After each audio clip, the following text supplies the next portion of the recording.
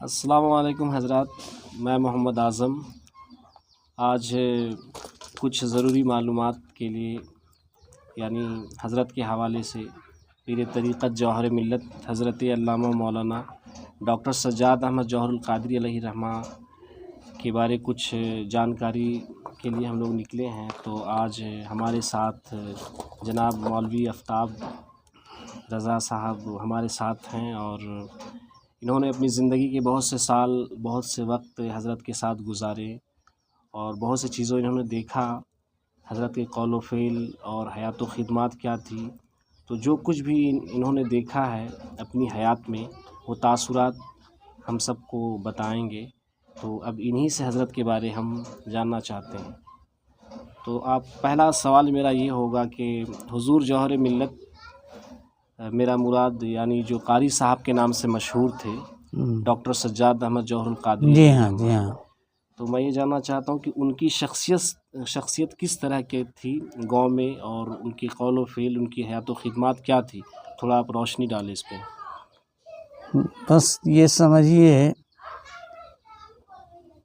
کہ حضرت علامہ مولانا ڈاکٹر جوہر القادری سجاد احمد جوہر القادری اپنے زمانے کے پیر طریقت بھی تھے، جی بے شک، اور ایک مجاہد انسان تھے۔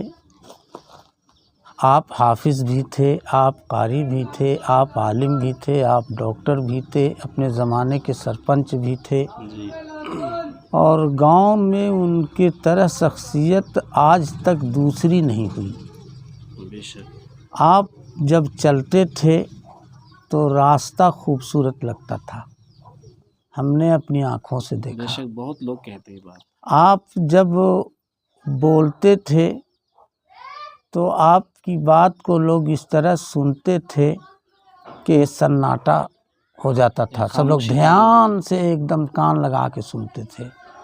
اور آپ نے خاص کر چے درگاہ کے اندر جو علمی خدمات آپ نے انجام دیا کہ یہاں کے لوگ مسلمان کہلاتے تھے مگر مسلمانیت نہیں تھی۔ جی، ہم نے اپنے والد سے سنا اور گاؤں کے بہت سے بزرگوں سے سنا کہ اس وقت لوگ بت کی پوجا بھی کیا کرتے تھے، شراب پیتے تھے، ڈانس کرتے تھے، ہولی کھیلتے تھے، مسلمانیت کی بات نہیں تھی، مسلمان کہلاتے تھے، جی، مسلمانیت نہیں تھی۔ مگر آپ جب آئے پڑھ کر کے تو اس گاؤں میں آپ نے اس قدر کی محنت کیا، اس قدر محنت کیا کہ جس کی مثال نہیں ہے۔ جس طرح پہلے دور میں سرکار دو جہاں صلی اللہ تعالیٰ علیہ وسلم نے جب اسلام پیش کیا اور ان کے مخالف ہو گئی دنیا، جی، اسی طرح جب آپ نے پیش کیا اسلام کی حقیقت کو تو بہت سے لوگ ان کے دشمن ہو گئے۔ جی، آپ جو ہے بہت ہی برداشت کیا، بہت محنت کیے، اور محنت کرنے کے بعد چے درگاہ میں مسجد کی تعمیر آپ نے کیا، جی، اور ایک بار نہیں 3 بار کیا، اور جب بناتے تھے مکمل ہو جاتا تھا لوگ توڑ دیتے تھے، جی، مسجد کو شہید کر دیتے تھے، اس قدر جہالت تھی۔ جی، ہوتے ہوتے آپ نے اس طرح محنت کیا کہ اس گاؤں کے نوجوانوں کو آپ اپنے ہینڈ میں لے لیے، جی، عورتیں بھی انہی کے اس میں ہو گئیں۔ اب بوڑھے لوگ، عمر دراز لوگ بچ گئے، جس میں سے لوگ ان کے مخالف رہے، جس میں آپ نے ہمارے خاندان کے ایک آدمی کو جو ہمارے دادا لگتے ہیں، چچیرے دادا ہیں، افضال شاہ، جی، ان کو آپ نے صدر بنایا، اور آپ تو سرپنچ تھے۔ جی، اس طرح سے مولوی غلام نبی شاہ جی، علیہ الرحمہ کو آپ نے اپنے ساتھ لیا، اور نوجوانوں کو ساتھ لیا، اور ساتھ لینے کے بعد اپنے مشن کو آپ نے چلایا۔ اور مسجد کی تعمیر کیا، مدرسے کی تعمیر کیا.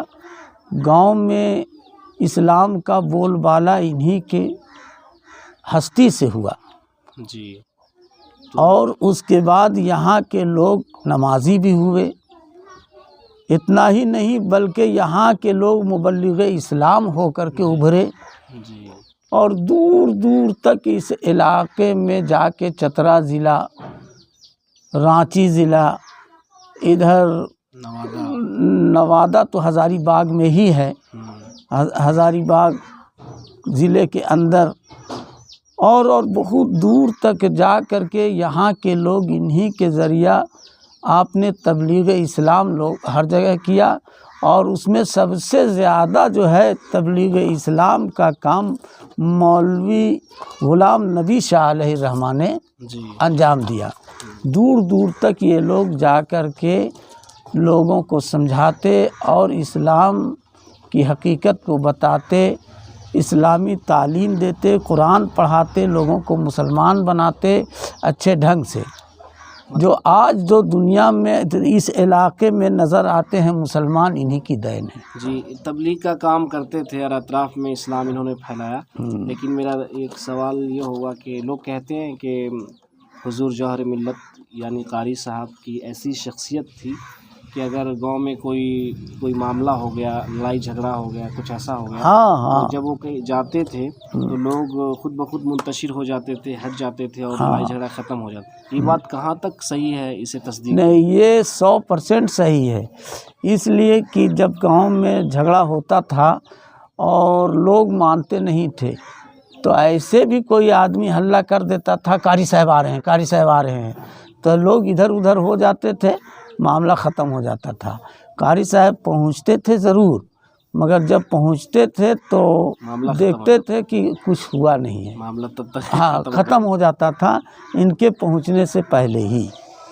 اس طرح کا معاملہ تھا، ان کی یہ شخصیت تھی. اور یہ قاری تھے اور قرأت سبا جانتے تھے، اور ان کے اندر ایک کیفیت ہوتی ہے. ان کے پیچھے آپ نے نماز وغیرہ پڑھی ہوں گی، آپ نے دیکھا ہوگا. آپ بہت ہی کم آواز، بہت ہی نرم آواز میں بات کیا کرتے تھے، پڑھتے بھی تھے.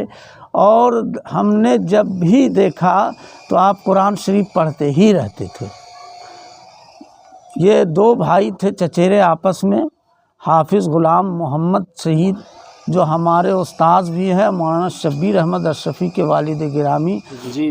یہ لوگ دونوں جو ہے چچیرے بھائی تھے، اور دونوں کو میں نے دیکھا کہ قرآن جزدان میں کبھی نہیں رکھا. ہمیشہ قرآن پاک کی یہ لوگ تلاوت کرتے رہتے تھے، پتہ نہیں کب سوتے تھے. ہمارے مہاراج گنج جو یہاں سے کچھ دور ہے تو وہاں پہ آپ صدر المدرسین رہے مدرسہ قاسمیہ رمضانیہ میں، اور پوری زندگی آپ نے دیانت داری کے ساتھ، ایمانداری کے ساتھ اپنی ڈیوٹی کو انجام دیا. جی. حالانکہ بہت ہی مخالفت لوگوں نے کیا، اس گاؤں کے لوگ، مگر آپ کسی کی پرواہ نہ کرتے ہوئے بلکہ آپ نے خدمت جو اپنے ذمہ لیا تھا وہ پورا کیا. اچھا. اور جیسے لوگ کہتے ہیں کہ وہ جو مزار ہے دولہ شفت الدین غازی رحمۃ اللہ علیہ کا، تو وہ کچھیا تھا اور حضرت کی ہی قیادت میں اس مزار کو بنایا گیا، اور بڑا ان کا جافشانی کی. ہاں، یہ بھی ایک دم سچ ہے کہ بتایا نا کہ یہی سے سمجھ لیجئے کہ قاری صاحب علیہ الرحمہ جو تھے وہ میرے چچا بھی لگتے ہیں. بے شک. کیونکہ میرے والد کے خلیرے بھائی ہیں. ہمارے والد انہی کے پاس رہتے تھے ہمیشہ. جب ان کی نوکری پولیس کی لگ گئی نا تب وہ قاری صاحب علیہ الرحمہ سے الگ ہوئے.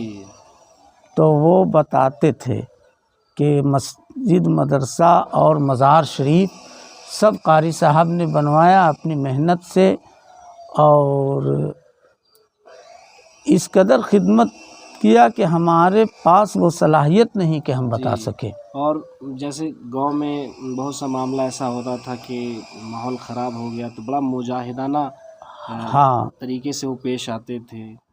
تو اس پہ کیا یہ بات بھی صحیح ہے کہ بولے نا کہ آپ مجاہد قسم کے انسان تھے، آپ ایسے تھے کہ مثال ہے ہی نہیں دوسرا کوئی اس گاؤں میں، بلکہ آپ نے یہاں کے لوگوں کو زندگی بخشی ہے، اسلامی زندگی۔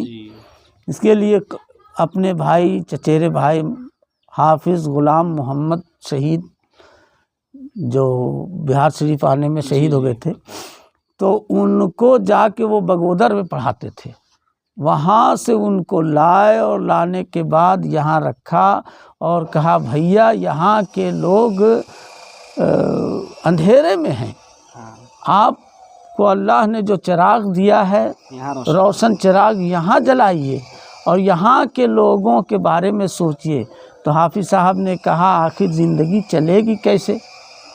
تو آپ نے کہا کہ ہم آپ کو اس کا انتظام دیتے ہیں، اور حافظ صاحب مرحوم کی یہاں نوکری لگ گئی پرائمری اسکول میں، اور اس کے بعد اس وقت آسان تھا اور آپ یہاں رہنے لگے، اور قاری صاحب نے بہت ہی محنت کر کے اپنے بھائی کو یہاں جمایا، اور ان کے بھائی حافظ غلام محمد شہید صاحب جو تھے، جو ہمارے استاد بھی ہیں، وہ یہاں پر دین کی خدمت انجام دیے، یہاں کے لوگوں کو علم دیا، اور یہاں کے لوگ جو ابھی تک پڑھے لکھے ہیں صرف انہی کا دین ہے، اس کے بعد اور کوئی دوسرا پیدا ہی نہیں ہوا ان کے شہید ہو جانے کے بعد کہ یہاں کے لوگوں کو پڑھائے۔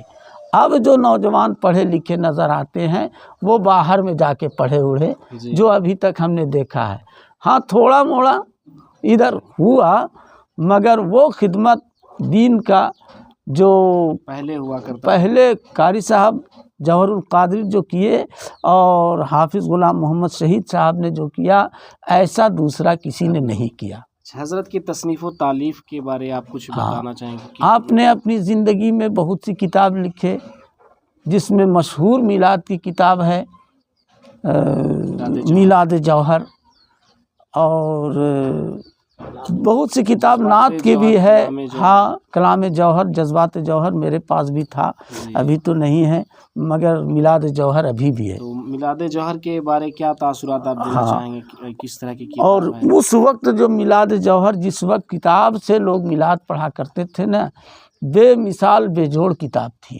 جی ہاں پہلے اس وقت یہاں کے ہر آدمی کو زبانی یاد تھا، آج سے ہاں قریب 30 سال پہلے، جس وقت ہمارے استاذ مولوی فاروق رضا صاحب تھے، جو ہمارے پھپھیرے بھائی جناب یونس رضا صاحب کے لڑکے بڑے تھے، تو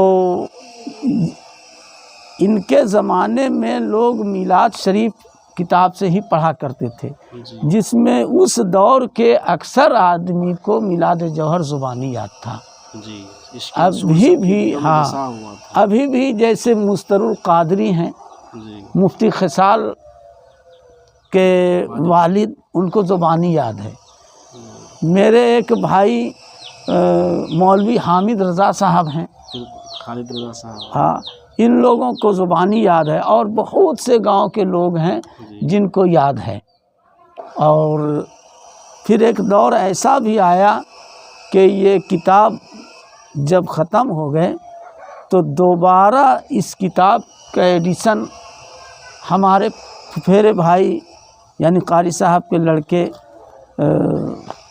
جناب نیر صاحب اور ڈاکٹر امتیاز مرحوم صاحب، ان لوگوں نے پھر دوبارہ سے ایڈیشن کروا، پھر بہت ہی بکا یہ کتاب۔ میلاد جوہر سب سے پہلے 28 فروری 1947 کو فرسٹ ایڈیشن یہ کتاب کی آئی تھی، اور یہ کتاب کھرپوکا میں مطلب وہیں پہ لکھی گئی، آپ نے کھرپوکا میں لکھا تھا، ہاں 1947 میں پہلا ایڈیشن اس کتاب کی آئی تھی، جس وقت بھارت کی آزادی ہوئی۔ جی ہاں، اور جیسے آپ کی کبھی ملاقات ایسی ہے قاری صاحب سے، کبھی آپ ہم کلام ہوئے تو کس طرح سے اخلاق محبت سے پیش آتے تھے، کیا رہتا تھا ان کا؟ ان کے ساتھ تو ملاقات ہمیشہ ہوتی رہتی تھی، کیونکہ ہمارے چچا ہی لگتے تھے وہ، تو ہمیشہ ان کے پاس ہم جایا کرتے تھے۔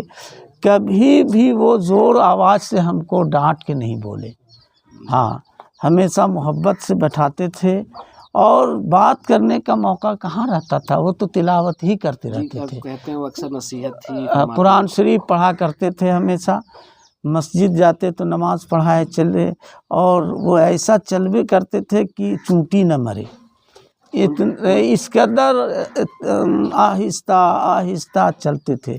آج بھی کوئی آدمی جب دھیرے دھیرے چلتا ہے تو عورتیں بولتی ہے ایک دم قاری صاحب ہو گیا یہ، جی ایک دم اتنا دھیرے دھیرے چلتا، نرم نرم، تاکہ چونٹی نہ مرے، قاری صاحب کی طرح چلتا ہے۔ کوئی دھیرے سے اگر بولتا ہے تو لوگ مثال دیتے ہیں کہ قاری صاحب ہو گیا، اتنا دھیرے بولے گا قاری صاحب کی طرح۔ کچھ پرانے لوگ یا کچھ پرانی عورتیں جو عمر دراز ہیں، عمر رسیدہ ہیں، وہ لوگ بتاتی ہیں کہ جب مزار بنانے، مسجد بنانے کی بات آتی تھی، اگر اس کی ریپیئرنگ کا کام ہو تو قاری صاحب صرف کچھ شعر نعت انداز میں اگر کچھ کہتے تھے تو ساری عورتیں ایک ہجوم کی شکل میں ان کے ساتھ آ جاتے تھے اور سب مل جل کر کام کرتے تھے۔ کام کرنا الگ بات ہے، مطلب ایک جذبہ یعنی وہ قاری صاحب شاعر تھے نا، جی تو شاعر تھے تو آپ کلام ضرورت کے مطابق لکھتے تھے، جی، اور لکھنے کے بعد مرحوم مغفور مولوی سلیم احمد صاحب جو بڑکی چیک کلام میں رہتے تھے، مرحوم، جو متین بھیا کے ابا جی جی، اور متین مستری کے، وہ اور مبارک قوال مرحوم، اور ہمارے پھوپھا سسر اور پھپھیرے بھائی بھی ہوئے، وہ تیغی صاحب، حسن رضا تیغی صاحب، ان لوگ ساتھ دیتے تھے، میرے والد ساتھ دیتے تھے، اور یہ لوگ جو ہے وہ مبارک قوال صاحب قوالی جو گاتے تھے تو قوالی گاتے تھے، اور اس طرح گاؤں میں گھوم گھوم کر کے ان کا شعر، تو اس سے جوش لوگوں میں پیدا ہوتا تھا اور کام لوگ کرتے تھے۔ تبلیغ کا کام بھی اسی طرح، ہاں اسی طرح سے تبلیغ بھی آپ نے کیا، ہاں، کیونکہ وہ دور شعر و شاعری کا ہی تھا، تو سمجھایا جاتا تھا، ہاں، اور آج بھی دور شعر و شاعری کا ہی اس گاؤں میں زیادہ ہے، کہ آپ دیکھتے ہیں کہیں میلاد کی مجلس ہوتی ہے تو نعت خوانی میں 12 بج جاتا ہے رات، شعر و شاعری سے شغف ہاں زیادہ شروع سے رکھتے ہیں، اور سمجھیے کہ تقریری پروگرام مختصر، یعنی جس طرح کھانے میں چٹنی۔ جی، کچھ ایسی بات آپ کو یاد ہو یا پھر کچھ اشعار حضرت کے، یا کوئی ایسی بات جو آپ کے ذہن میں ابھی؟ بہت سے شعر ان کا ہمارے ذہن میں ہے، مشہور زمانہ، جیسے مشہور زمانہ شعر ان کا سب سے پہلا یہ جو ہے حمد آپ نے جو لکھا میلاد جوہر میں، جی، یہ ہے کہ معبود خلق ہے تو خدائے جہان ہے، یہ مکمل حمد جو ہے آپ نے ہی لکھا ہے، جو پہلا ورق میں ہے لکھا ہوا، تو خدائے جہان عالم کا ذرہ ذرہ تیرا مدح خوان ہے، مدح خوان ہے، ڈھونڈا جہاں پہ جس نے تجھے پا گیا وہاں، ڈھونڈا جہاں پہ جس نے تجھے پا گیا وہاں، کریم عجب تیری شان، عجب تیری شان ہے، ہاں، اور نہر بہا دی دودھ کی انسان کے جسم میں، یہ مکمل ہم کو یہ زبانی یاد بھی ہے، اس طرح سے ہے۔ پھر ایک غریب نواز کی شان میں آپ نے لکھا نظم منقبت، پھر آپ نے جو ہے نعت رسول جو لکھا ہے کہ بڑا ہی اچھے انداز میں لگتا ہے کہ درود ہی ہے۔